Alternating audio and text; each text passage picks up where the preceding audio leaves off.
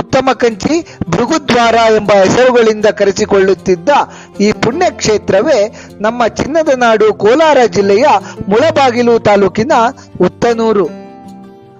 ಕರ್ನಾಟಕದ ಕಂಚಿ ಎಂದೇ ಕರೆಸಿಕೊಳ್ಳುತ್ತಿರುವ ಉತ್ತನೂರಿನ ಶ್ರೀ ವರದರಾಜಸ್ವಾಮಿಯ ಆಲಯವು ತಮಿಳುನಾಡಿನ ಕಂಚಿ ವರದರಾಜಸ್ವಾಮಿಯ ದೇವಾಲಯದಷ್ಟೇ ಪುರಾತನವಾಗಿದೆ. ಈ ದೇವಾಲಯದ ಪ್ರಮುಖ ದೇವರುಗಳೆಂದರೆ ಶ್ರೀ ವರದರಾಜಸ್ವಾಮಿ, ಪ್ರಹ್ಲಾದ ಹಾಗೂ ಶಕುನ ಪಕ್ಷಿ ಹಲ್ಲಿರಾಜ.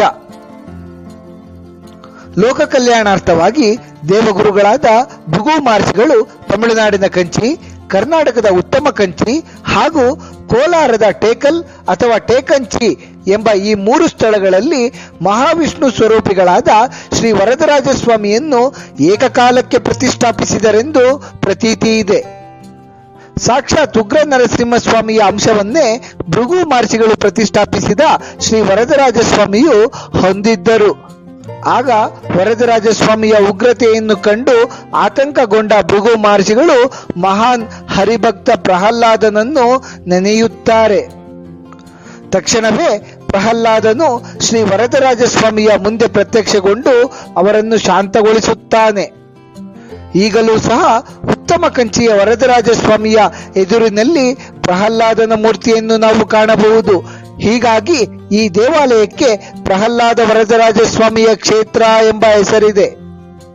ಉತ್ತಮ ಕಂಚಿಯ ವರದರಾಜಸ್ವಾಮಿಯು ಸುಮಾರು 5.5 ಅಡಿ ಎತ್ತರವಿದ್ದು ಉಗ್ರ ನರಸಿಂಹರ ಅಂಶವನ್ನು ಹೊಂದಿದ್ದು ನೋಡಲು ಕಲಿಯುಗ ವರದ ಸಾಕ್ಷಾತ್ ತಿರುಪತಿ ವೆಂಕಟೇಶ್ವರ ಸ್ವಾಮಿಯ ಹಾಗೆಯೇ ಕಂಗೊಳಿಸುತ್ತಾರೆ. ಜಗತ್ತಿನ ಬೇರೆಲ್ಲ ಮಹಾವಿಷ್ಣುವಿನ ಮೂರ್ತಿಗಳಲ್ಲಿ ಸುದರ್ಶನ ಚಕ್ರವು ಸಹಜ ಮುದ್ರೆಯಲ್ಲಿದ್ದರೆ ಈ ಉತ್ತಮ ಕಂಚಿಯ ವರದರಾಜಸ್ವಾಮಿಯ ಆಲಯದಲ್ಲಿ ಸುದರ್ಶನ ಚಕ್ರ ಪ್ರಯೋಗ ಮುದ್ರೆಯಲ್ಲಿರುವುದು ಈ ಮೂರ್ತಿಯ ವಿಶೇಷತೆ. ತಮಿಳುನಾಡಿನ ಕಂಚಿ ವರದರಾಜಸ್ವಾಮಿಯ ದೇವಾಲಯದಲ್ಲಿರುವಂತೆಯೇ ಶಕುನ ಪಕ್ಷಿ ಹಲ್ಲಿರಾಜನಿಗೆ ಈ ಉತ್ತಮ ಕಂಚಿಯಲ್ಲಿ ಪ್ರತ್ಯೇಕ ಗರ್ಭಗುಡಿ ಇದೆ. ಹಲ್ಲಿ ದೋಷ ನಿವಾರಣೆಗಾಗಿ ದಕ್ಷಿಣ ಭಾರತದ ಎಲ್ಲಾ ರಾಜ್ಯಗಳಿಂದ ಸಾವಿರಾರು ಜನ ಭಕ್ತಾದಿಗಳು ಇಲ್ಲಿಗೆ ಭೇಟಿ ನೀಡುತ್ತಾರೆ. ಈ ದೇವಾಲಯದ ಮತ್ತೊಂದು ವಿಶೇಷತೆ ಎಂದರೆ ತಮಿಳುನಾಡಿನ ಕಂಚಿಯಲ್ಲಿರುವಂತೆಯೇ ಈ ದೇವಾಲಯದ ಸುತ್ತ 4 ಶಿವ ದೇವಾಲಯಗಳಿವೆ. 4 ಶಿವ ದೇವಾಲಯಗಳ ನಡುವಿನ ಏಕೈಕ ವಿಷ್ಣು ದೇವಾಲಯ ಎಂಬ ವೈಶಿಷ್ಟ್ಯತೆಗೆ ಈ ದೇವಾಲಯ ಪಾತ್ರವಾಗಿದೆ. ಪ್ರತಿ ವರ್ಷ ಜನವರಿ ಅಥವಾ ಫೆಬ್ರವರಿ ತಿಂಗಳಿನಲ್ಲಿ ಈ ಉತ್ತಮ ಕಂಚಿಯಲ್ಲಿ ಬ್ರಹ್ಮರಥೋತ್ಸವ ತಿರುಪತಿಯಲ್ಲಿ ಜರುಗುವಂತೆಯೇ ನಡೆಯುತ್ತದೆ.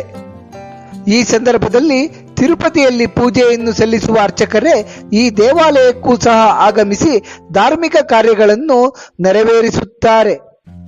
ದಾಸಶ್ರೇಷ್ಠರಾದ ಶ್ರೀಪಾದರಾಜರು ಮತ್ತು ಅವರ ಶಿಷ್ಯರಾದ ವ್ಯಾಸರಾಜರುಗಳನ್ನೊಳಗೊಂಡಂತೆ ಅನೇಕ ದಾಸಶ್ರೇಷ್ಠರು ಉತ್ತಮ ಕಂಚಿಯಲ್ಲಿ ಶ್ರೀ ವರದರಾಜಸ್ವಾಮಿಯ ಆಲಯದಲ್ಲಿ ಕುಳಿತು ಶ್ರೀಕೃಷ್ಣ ದೇವರ ಅನೇಕ ಕೀರ್ತನೆಗಳನ್ನು ರಚಿಸಿದ್ದಾರೆ. ಕಂಚಿಯಲ್ಲಿ ಕಾಮಾಕ್ಷಿ ದೇವಾಲಯ ಹೇಗೆ ಏಕೈಕ ಸ್ತ್ರೀಶಕ್ತಿ ದೇವಾಲಯವೋ ಹಾಗೆಯೇ ಉತ್ತಮ ಕಂಚಿಯಲ್ಲಿ ಚೌಡೇಶ್ವರಿ ದೇವಾಲಯವಿದೆ. ಈ ದೇವಾಲಯ ಅಪಾರ ಜನ ಭಕ್ತ ಸಮೂಹವನ್ನು ಹೊಂದಿದ್ದು ಅತಿ ಕಾರಣಿಕವಾಗಿದೆ. ತಾವುಗಳು ಸಹ ತಮ್ಮ ಕೋಲಾರ ಜಿಲ್ಲೆಯ ಪ್ರವಾಸದ ಸಂದರ್ಭದಲ್ಲಿ ನಮ್ಮ ಕರ್ನಾಟಕದಲ್ಲಿ ಸ್ಥಿತವಿರುವ ಉತ್ತಮ ಕಂಚಿ ಕ್ಷೇತ್ರವನ್ನು ಸಹ ಭೇಟಿ ನೀಡಿ ಎಂದು ಸಲಹೆಯನ್ನು ನೀಡುತ್ತಾ ಆ ಭಗವಂತನ ಕೃಪಾ ಕಟಾಕ್ಷ ಸದಾಕಾಲ ನಮ್ಮೆಲ್ಲರ ಮೇಲಿರಲಿ ಎಂದು ಕೇಳಿಕೊಳ್ಳುತ್ತಾ ಈ ಕಿರುಪರಿಚಯವನ್ನು ಮುಗಿಸುತ್ತಿದ್ದೇವೆ.